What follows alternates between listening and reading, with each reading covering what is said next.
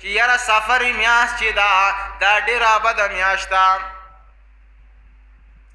وی دا منحوسه میاشت ده په دې کې څه کول ښه کار تقریبات دا نه کول پکار وی یو روایت ذکر کوي وی پیغمبر علیه السلام فرمایلی دي چې من بشرني بخروج سفره بشرته بالجنه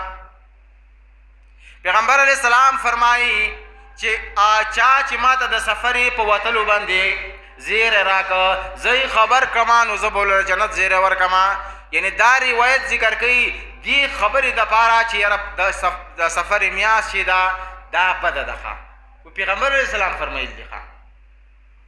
دا کوم خلک چې شرکیات بدعات کوي دا کوم خلک چې وهم پرست وهم کې مبتلا خلک دی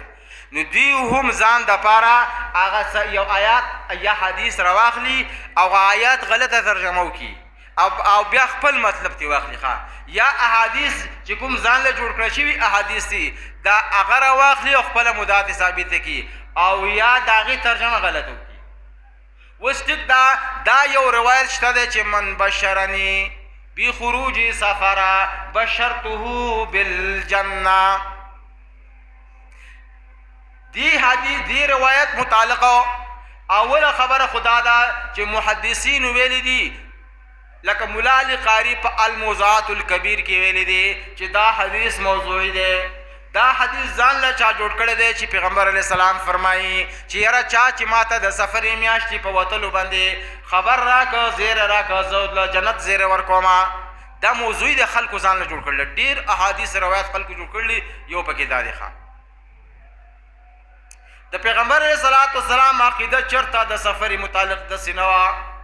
چیرې دا بده میاشت ده لکه څنګه چې نن بیا خصوصا د پښتون قوم کې ځینو خلکو نظریه داسې ده او بیا چې سفر وشي سفر یوزه بوډاګانو نه تپوس کوي هغه به ته لوی رسمونه وایي سفر یوزه ښه په دې کې چې قرض هم نه راخلي وایي بیا تام کال ته من قرض وي ښه ځان پکې ښه مړی ښه او ځینې کسان پکې چوټیان یې مزدوران پکې هم کوي یاره چې سفر میاشت ته چې دی بیا بقایا کې برابري وي ښه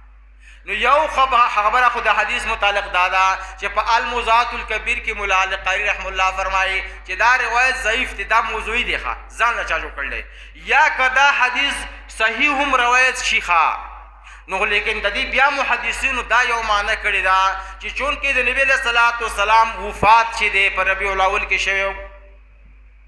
نو ربیع الاول د سفرې پسې میاشت ده که نه نبی علیہ السلام د خپل رب سره د ملاقات په انتظار کې وو نو په هغه آخري سفره کې پیغمبر علیه السلام وفرمایل چې من بشرني بخروج سفره بشرته بالجنه چا چې ما ته ووایي چې سفره ختمه شوې ده زه له جنت زیری ورکوم ښه ځکه زه د خپل رب سره ملاقات وکړم معنی صحیح ده د دې دا مطلب نه ده چې پیغمبر علیه السلام د سفرې په میاشته کې هغه نحوست ګڼه ښه یوه پیره